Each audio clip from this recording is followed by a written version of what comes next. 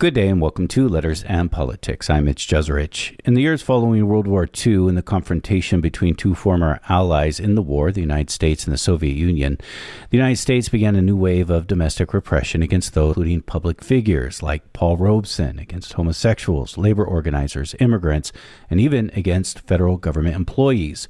In 1947, President Harry Truman was fascist, communist, or subversive, or for advocating to alter the form of government of the United States by unconstitutional means. This would help bring in the era that we frequently refer to as McCarthyism, named after the former senator from Wisconsin, Joseph McCarthy. Deportations and threats of deportations were also used as a political tool in this time. Today we're going to be in conversation about this history and also how social movements form to oppose it. My guest is Mitcg Chen. Mitcg Chen is a postdoctoral fellow in history at Cornell School of Industrial and Labor Relations. She teaches labor and working class history, studies the intersection of work, migration, and social movements, and has covered labor issues as a journalist. She's also and has been a contributing editor and contributor to The Nation magazine in these times, The Progressive, and Dissent, and has produced two podcasts, Belabored and Asia Pacific Forum. Mitcg Chen, it's a great pleasure to welcome you to this program. Thank you for taking the time. Thanks for having me. This period of time, middle of the 20th century, 1950s, it says, called it McCarthyism. It's also remembered sort of as the second Red Scare. Last week, we did do a show on the so-called first Red Scare, approximately 30 years before, in which deportations were used as political tools against leftists and radicals in 1919 and 1920.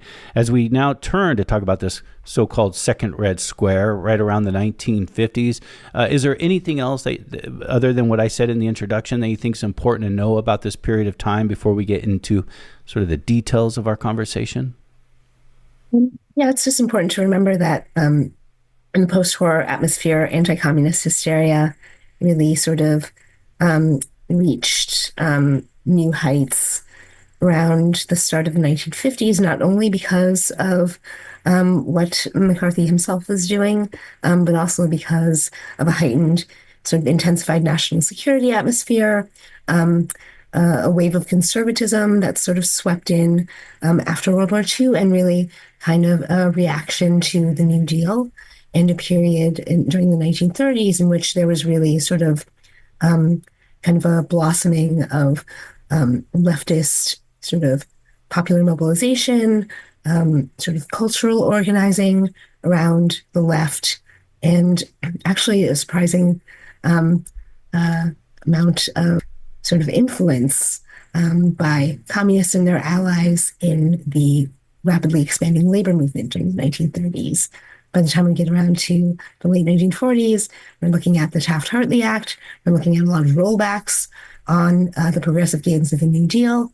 And the people caught up in that are oftentimes left and labor activists who had been championing those causes during the New Deal of, labor rights and progressive sort of social welfare measures. And the sort of McCarthyism is kind of a byproduct of the real sort of right-wing pushback against all of that. One of the things we want to really look at is how deportations were used. As I said, I call it as a political tool in the 1950s.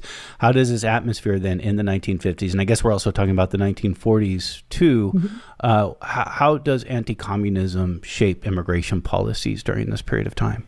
So there had been anti-communist reaction, during the 1930s and 40s, but it really sort of kicks into high gear, of course, with sort of the new geopolitical configurations that emerge after World War II, where Soviet Russia, of course, enemy number one, the United States, and there's a real sort of push by the political and cultural establishment to sort of view the world as kind of this bipolar sort of rivalry between sort of the dark forces of Soviet Russia and communism, and the US, which is supposed to be sort of a beacon of democracy and free enterprise, right?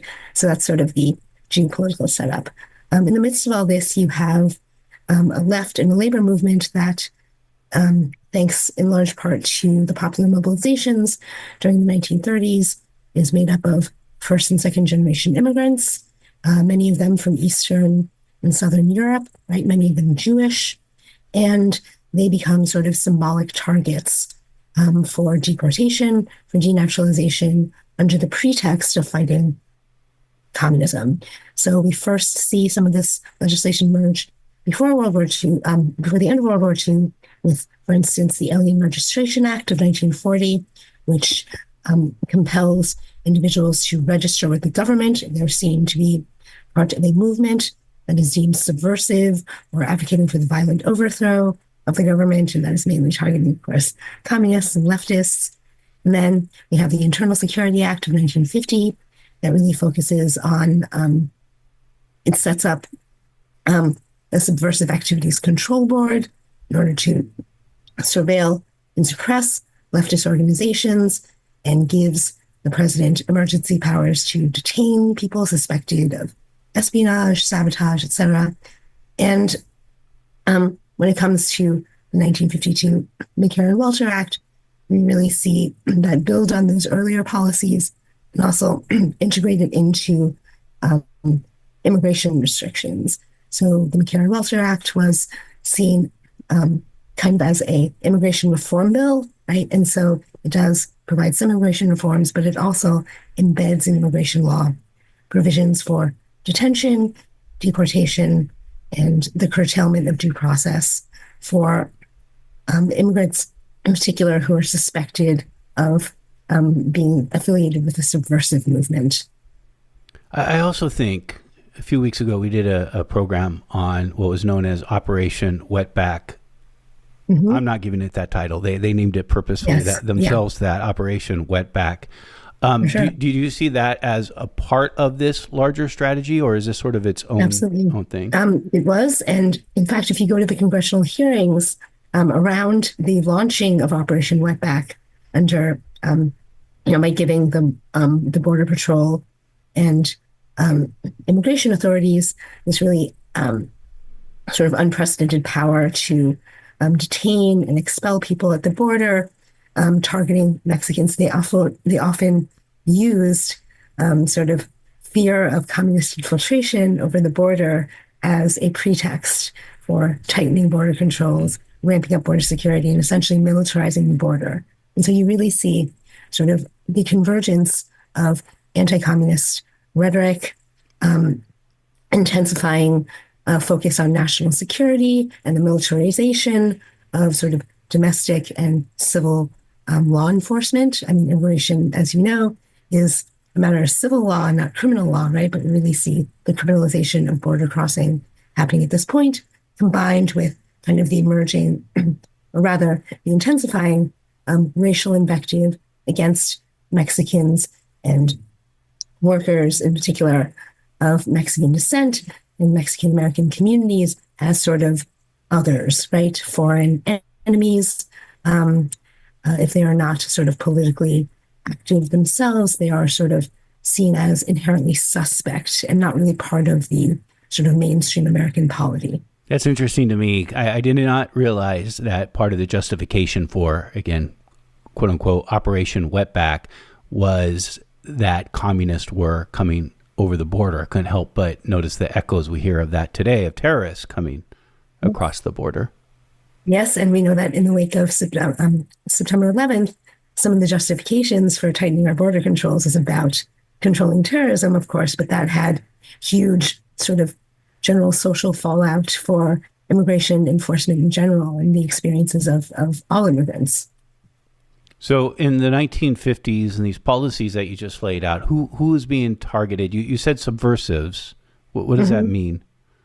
So subversive, just like the, Un-American Activities Committee of the House of Representatives, this is a very sort of nebulous catch-all, right? And it becomes sort of a default label for namely communists, members of the Communist Party, their leftist allies, left trade unionists, and others seen as sort of associated with revolutionary rhetoric or kind of socialism that is militant and thereby threatening to the sort of social order. This is how it was perceived, of course. And many people. This is a huge word, though, right? This is a common word. We don't hear it said that often today, right? Subversive.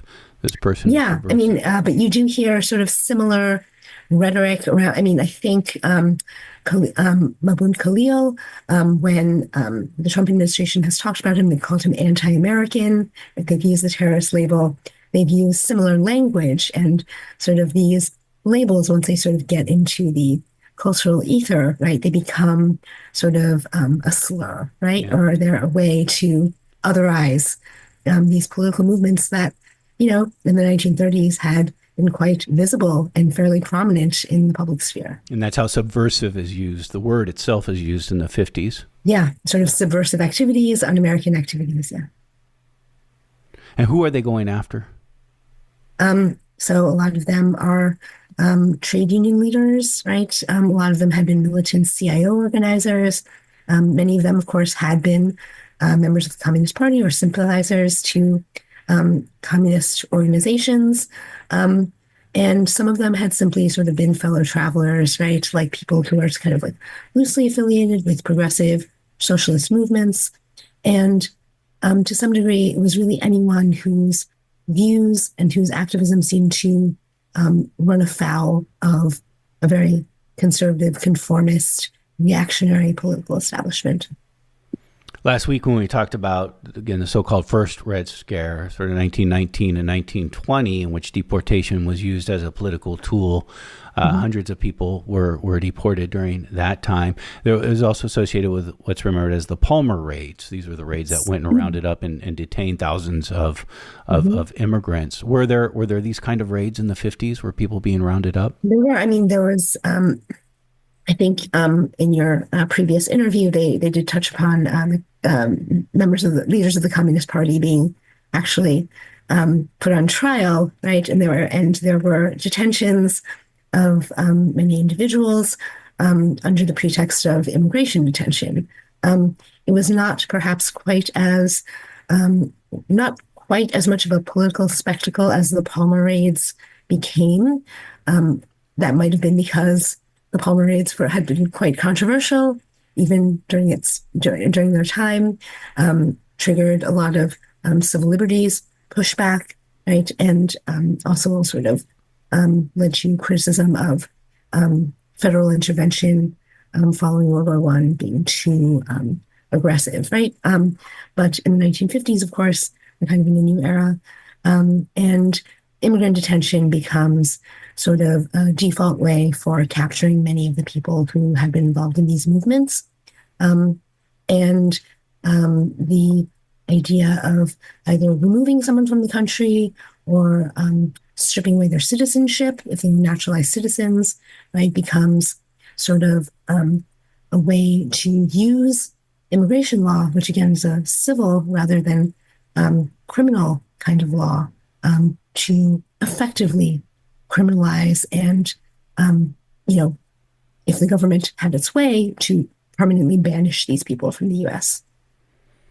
Michelle Chen, you recently published an article, I think last year, in an academic journal about this very history. And in that article, Los Angeles during this period of... This was sort of an emerging metropolis at this time. It is a site of militant labor organizing, a lot of civil unrest during the Great Depression, and in the 1940s. This is also a place with a large Mexican and Mexican American population, as is today. But there's a lot of Mexican migrants. They make up a large portion of the working class in Los Angeles, and the 1930s, 40s are when we first see real sort of industrial labor organizing that incorporates Mexican American communities, because Mexican Americans are emerging as part of the industrial workforce. And we also see organizing are dominated by immigrants like Mexicans and Filipinos. And so it's kind of a seedbed of a lot of sort of left labor activity. And it's also, of course, where we have Hollywood, right? And famously, the Red Scare came down pretty hard on Hollywood leftists. And so it is also where a lot of the left sort of intelligentsia and, creatives who are involved with sort of progressive politics find themselves sort of under very sort of negative spotlight in the 1950s. There's a group of 4 people in Los Angeles who would be known as the Terminal Island 4. And even though I am in California, I'd never heard of the Terminal Island 4. I'm in Northern California. Sometimes it's almost like a different state. But these 4 individuals are named David Hyun, Harry Carlisle, Frank Carlson, and Miriam Stevenson. Tell me about these 4 individuals. Who are they?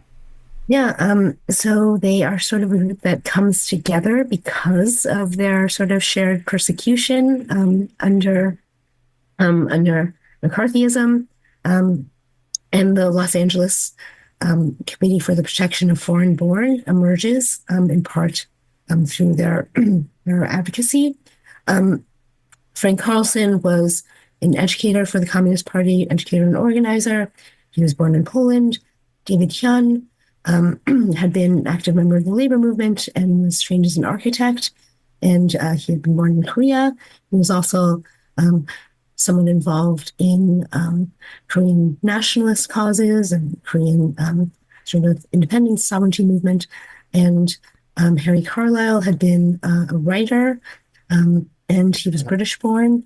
And Miriam Stevenson, who had been a dance instructor, was also born in Britain. And they all sort of came under the sort of initial crackdown, post-war crackdown on immigrant leftists.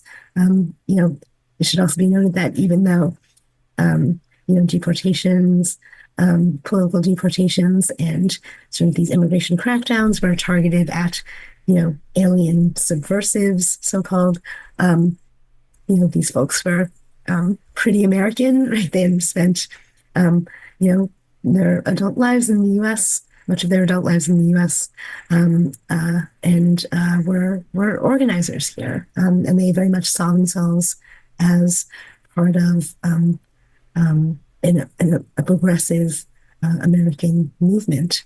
And they had no doubt that when they were targeted for deportation, it was because of that activism.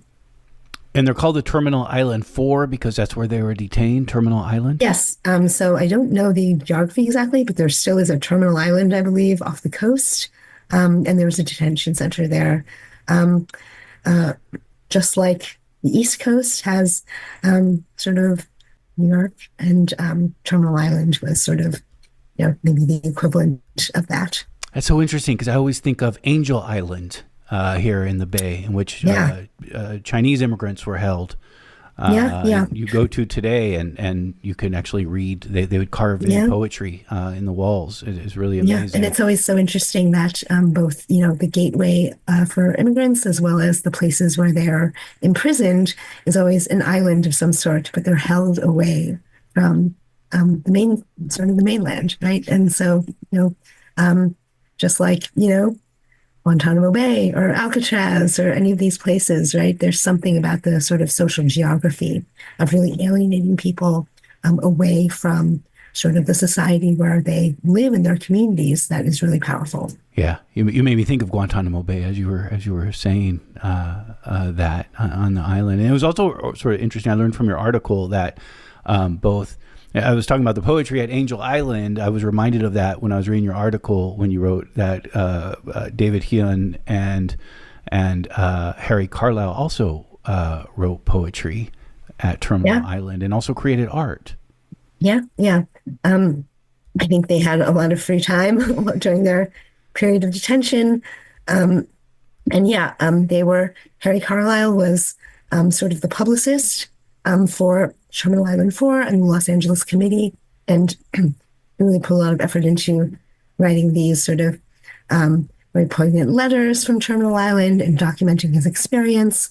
And he wrote, poems that were sort of criticizing the government and what it had done to them, and also wrote an open letter to the Attorney General, sort of condemning the U.S. for taking people who were sort of decent, hardworking Americans, basically in everything, in all but legal status, and basically criminalizing them for doing nothing other than exercising their constitutional rights and trying to mobilize people and organizations to try to improve the condition of working people. This is Letters and Politics, and we are in conversation with Mitcg Chen. Mitcg Chen's a postdoctoral fellow in history at the Cornell School of Industrial and Labor Relations. We're talking about sort of the 1950s, the Second Red Scare, and how deportations were used as a political tool during this period of time. We're also going to talk, and let's turn to this, how social movements were formed to oppose what was happening at the time. They're on the East Coast, the American Committee for the Protection of Foreign-Born. Tell me about these organizations. So these are organizations, well, the American Committee formed in the 1930s, sort of in the middle of the New Deal. And even then, there was there were deportations, politically charged deportations of immigrants, and there was hostility to immigrants, immigrant leftists in particular. So they formed an organization to sort of deal with this growing number of immigration cases that folks like the ACLU and advocates who were active with organizations such as the National Lawyers Guild, these progressive organizations and civil liberties organizations that really saw the intersection of immigration law and constitutional law, right? And the question emerging that the American Committee wanted to deal with was sort of what is the nexus of the Bill of Rights and non-citizens, right? How do we make sure that people who are not citizens nonetheless, have constitutional protections for free expression, right? The right to organize, due process. And they saw that immigration law and immigration enforcement was sort of a gray area in which the government could execute persecution, surveillance, harassment of activists under the guise, right, of, border security, immigration enforcement, national security. And so they saw immigrants as sort of a canary in the coal mine for broader rollbacks on civil liberties and civil rights. Sort of as we're seeing today, sort of the same exactly area. I mean, these things go in cycles. Yeah. The American Committee was sort of a broad sort of national organization. There were also sort of regional and local groups such as the Los Angeles Committee that emerged and operated more or less autonomously, but were sort of loosely affiliated with the American Committee, and they operated with this ethos. They were sort of focused on protecting immigrant leftists from quite pro-American organizations. They did engage in assistance with naturalization for some people. They wanted to remove barriers to citizenship that many sort of immigrants might have faced, particularly if they had, a supposedly subversive political background. And in addition to their sort of deportation defense, they also saw themselves, especially during World War II, when, the left was engaged in a fight against fascism, Nazism, they saw themselves as sort of champions of civil liberties and anti-fascism domestically, right? And they believed that immigrants were sort of on the front lines of conservatism, reaction, authoritarianism that was sort of creeping in the U.S. So fascism was a concern in the United States in this period. Oh, yeah. It's a word that's being used.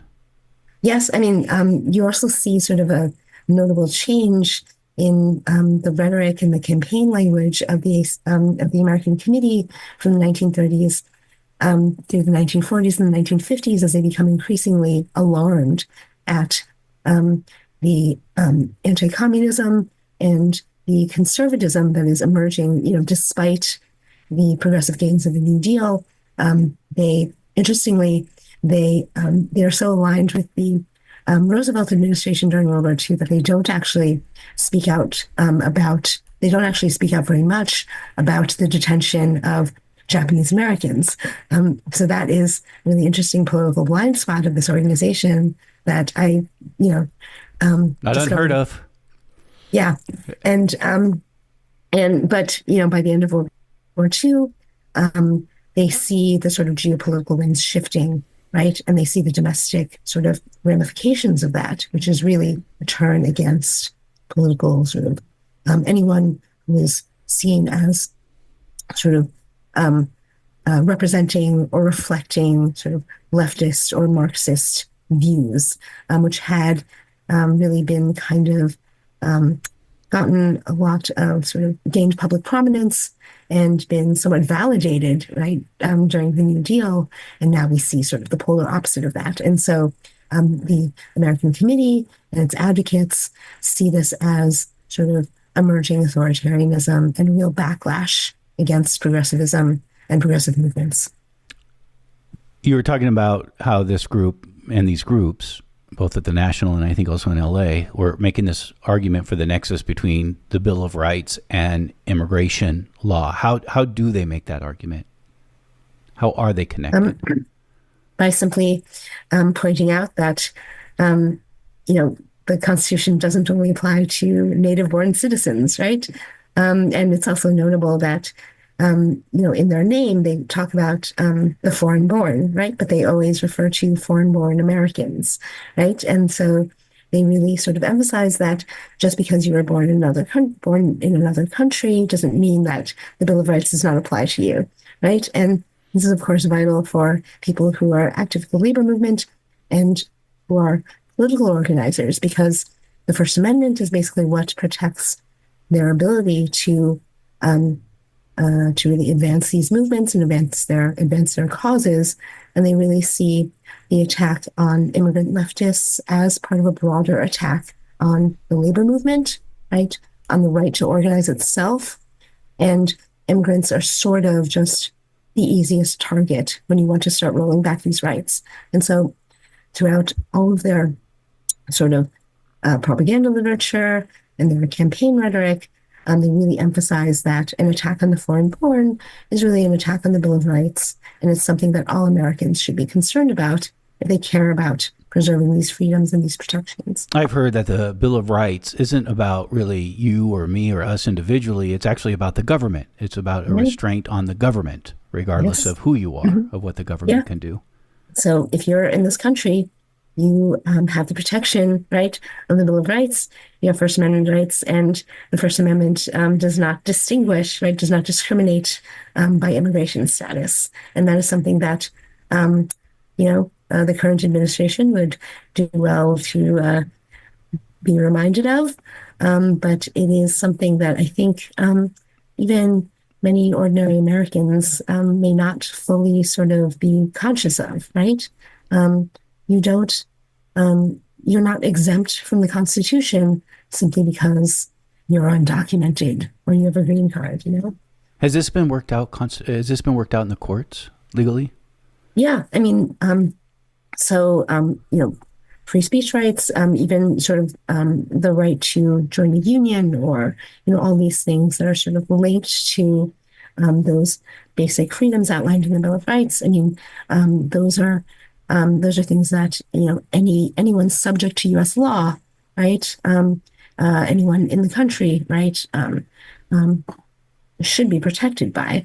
And of course, this has obviously been litigated, and so the details have probably been argued over endlessly, and they would probably be worked over once again under this administration, especially with the Trump administration's kind of wholesale attacks on immigrants generally, right? But, one of the things that the American Committee and the Los Angeles Committee really tried to emphasize was that, these folks who are being targeted, they had essentially been living pretty ordinary lives as Americans, and they really sort of, whenever they described the people that they were defending, they really emphasized, he had a child who served in World War II, right? He is married to a U.S. citizen. These are folks with deep ties to their communities. And so to paint them as these subversive aliens who are trying to infiltrate the U.S. with these dangerous ideologies sort of flies in the face of the day-to-day reality. And I think that when we think about sort of the politics around immigration today,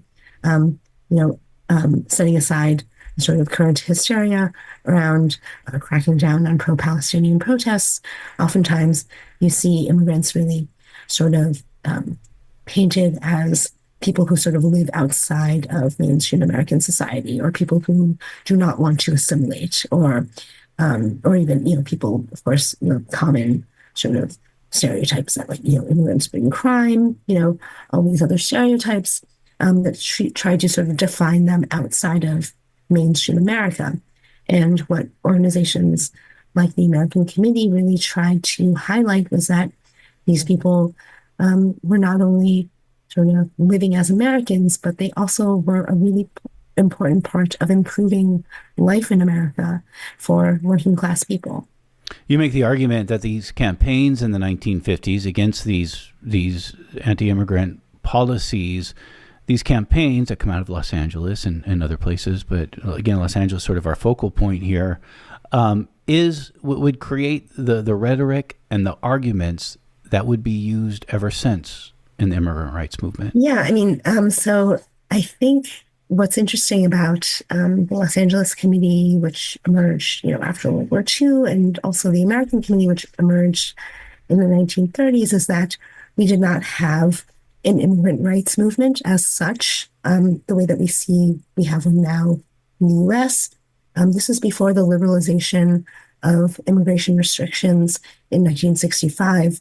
So we still had a pretty draconian system of immigration exclusion, which excluded virtually everyone from Asia, and largely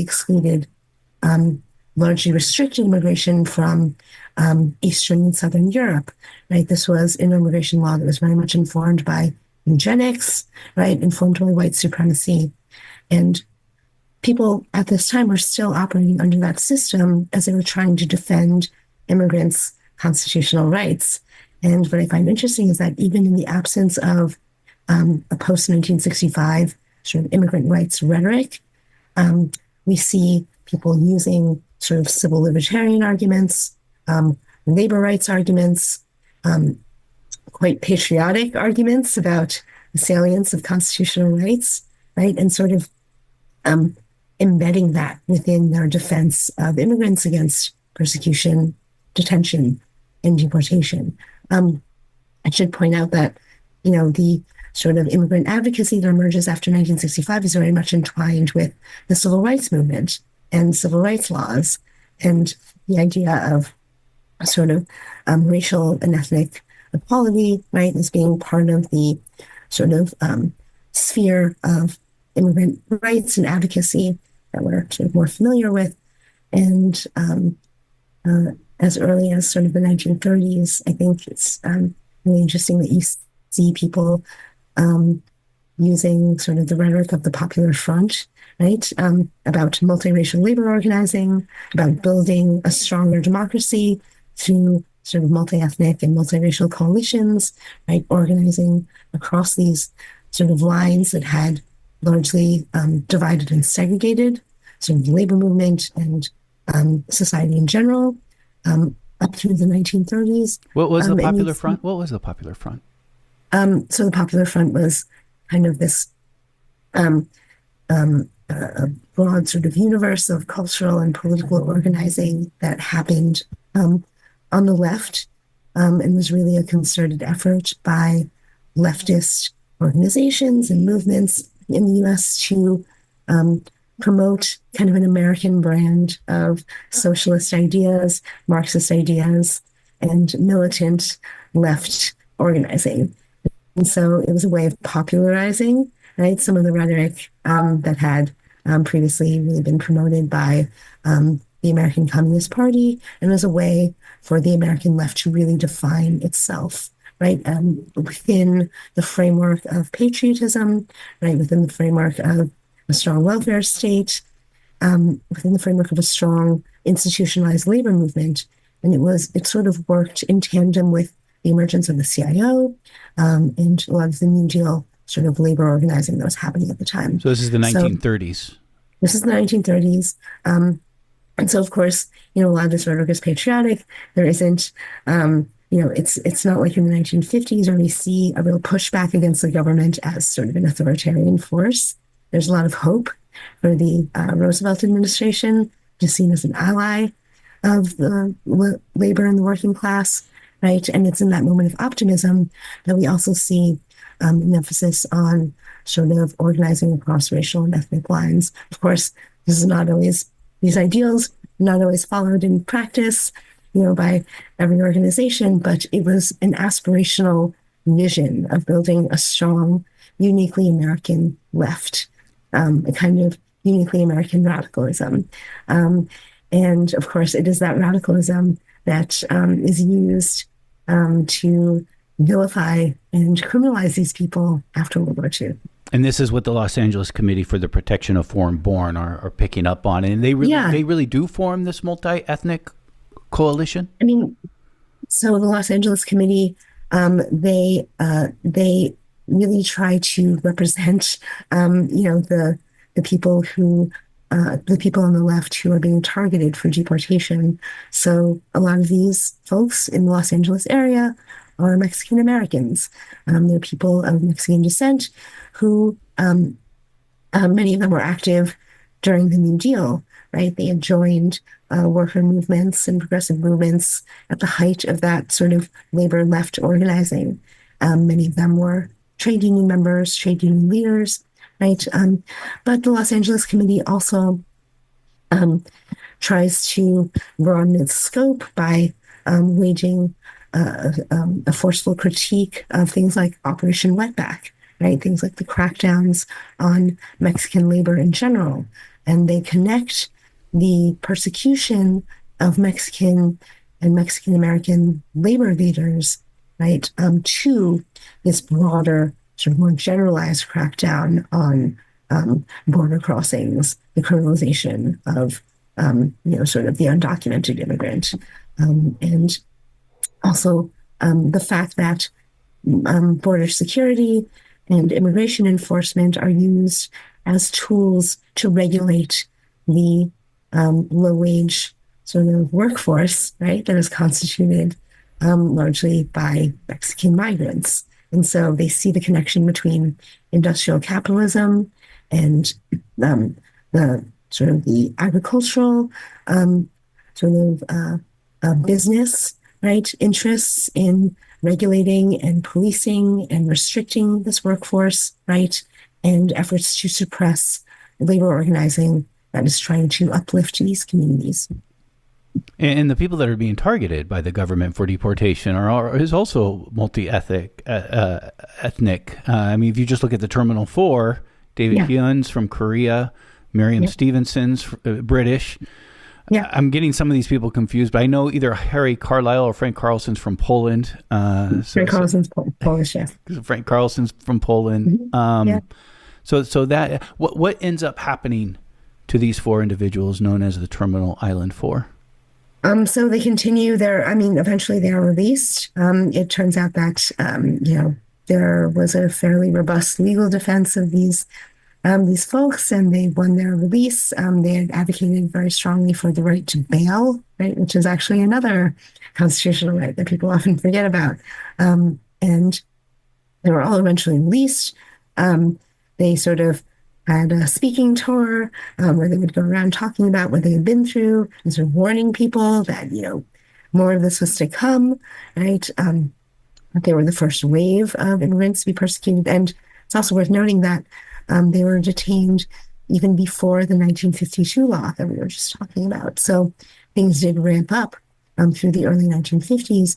I believe David Hyun, Frank Carlson eventually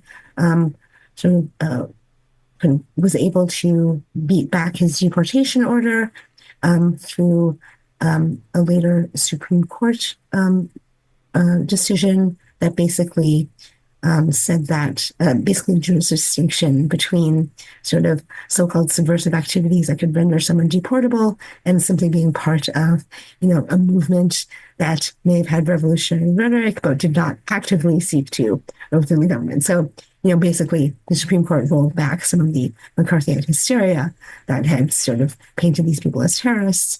And so many people were able to win some kind of legal reprieve through rulings like that. I believe Harry Carlisle continued to battle over his deportation case and eventually left the country. Sort of, I guess you could say voluntarily, but basically self-deportation. Basically decided he didn't want to deal with that anymore. And I believe Miriam Stevenson was also eventually sent back because, in some ways, I mean, this is an exhausting sort of legal battle for them. These people were, middle-aged at the time, and they probably believed that, it wasn't really worth it. David Young remained in the U.S. After, he was able to avoid deportation and sort of have his name cleared legally. He continued to work as an architect in California, was quite a prominent architect, but sort of ceased his sort of political activity after this experience. And I think it's interesting to think about sort of... He seized his activity. Yeah, because this is a toll. This takes a toll. This is what you're saying, right? This takes a toll. And I think we forget about this today. This takes a real toll on people. Yeah. And, you can't really blame them in some ways for sort of after devoting, a decade of their life to fighting this persecution, over, they were ordered deported over things that they had been doing in like the 1930s and 40s, right? At that point, at the end of the 1950s, early 1960s, they see the political atmosphere changing, and they feel like, sort of they sort of believe that their sort of political activism era was over at that point, I assume.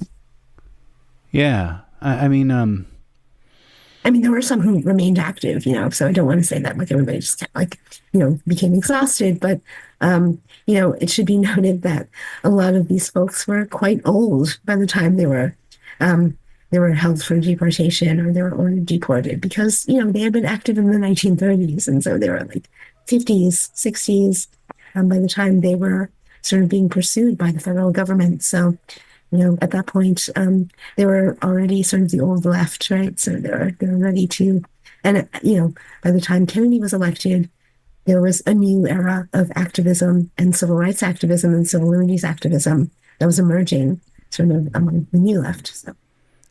I've heard that the main idea behind immigration policy isn't necessarily to go round up everyone, but it's to scare people. Yeah. It's to scare immigrants. It's the fear that's the real purpose of a lot of immigration policy. And I mean, that is especially relevant when we're looking at this history because, only a handful of people were actually deported. Only a handful of people are actually removed from the country. Of course, some left voluntarily, some were pushed out, but in terms of people who are actually forcibly removed on political grounds, it was very few in relation to the number of people who were interrogated, investigated, surveilled, detained, right? Forced to subject themselves to, registration and kind of like government parole, right? So all these restrictive measures were put in place to really destroy their movements and destroy their ability to exercise their First Amendment rights. And that was really what the aim was, right? The government couldn't banish them from the country. They could at least completely eviscerate, right, the social and cultural kind of infrastructure, right, that emerges when people are free to talk, to organize, right, to relate to one another. And through the sort of aggressive pursuit of people on political grounds, it really had a chilling effect in that way. And so this was also what organizations like the American Committee were pushing back against, which was that, even if people aren't actually removed from the country, the social damage is still enormous. And I think that is also what we see under the Trump administration today when it comes to the terror, right, that has much broader ramifications than the detention or removal of a single person. It affects their families, their communities, the organizations that they work for, and their movements. We're down to our final few minutes, but let's talk a little bit more about today. We've seen what's happened, and obviously we're having this conversation because of what's happened. Also, we've seen now removed from the country Dr. Rasha Alawe, who's doing very important medical work, according to press reports that I've read about her case. And talking about fear in general, I've had people in the past few weeks on this show, and I'm not going to name who have asked me not to name their affiliation with their university because their university is being investigated by the government right now. The fear is real. I mean, if you were an activist on campus, and if you're an immigrant or a green card holder, whatever it is, the fear is real right now. Yeah, and I think I see parallels between the way the labor movement was targeted in the 1940s and 50s, right, and the way higher education is being targeted today, in the sense that these are two sort of institutional bulwarks of progressivism and progressive thought, right? The labor movement is weak today, in part because of the persecution of previous decades, but now a lot of conservative and authoritarian energy is being directed at higher education, because that is seen as a bastion of liberalism, the left, wokeness, whatever you want to call it, right? And folks like Khalil and his fellow activists at Columbia have become sort of these symbolic targets or boogeymen, right, for a really sort of symbolic kind of ideological battle against this abstract notion of, a left intelligentsia, right, that is somehow undermining American values or is somehow harming America, right? And the targeting of Palestinian solidarity movements and campaigners is also a way to take a very high-profile issue, right, and exploit it, and exploit all the racism and xenophobia and Islamophobia and all these other sort of reactionary tendencies, right, and sort of distill them into the targeting of specific individuals, right? And you can see how sloppily this was executed by the administration. I mean, they didn't even know Khalil had a green card, apparently, when they went to pick him up. Yeah. And there's such a rush, right, to criminalize, to banish, to detain, that sort of these legal distinctions don't matter, right? And I think that when we look at sort of the war on higher education right now, even at my institution, like Cornell, there's a real sort of chill in the air because people are fearful about what to do, right? But it's also true that, no matter how much you try to keep your head down, no matter how much you try to, stand in the spotlight or sort of, not do anything to ruffle any feathers, right? You'll see that they will find a reason to come after you because it's not really about what you do. It's about what you represent, right, to people who want to take these freedoms away. Mitcg Chen has been our guest. Again, Mitcg Chen is a postdoctoral fellow in history at the Cornell School of Industrial and Labor Relations. She has joined us for a conversation about the second Red Scare in the middle of the 20th century and how deportations were used as a political tool then. Mitcg Chen, that was really interesting, and I thank you for taking this time. Thank you.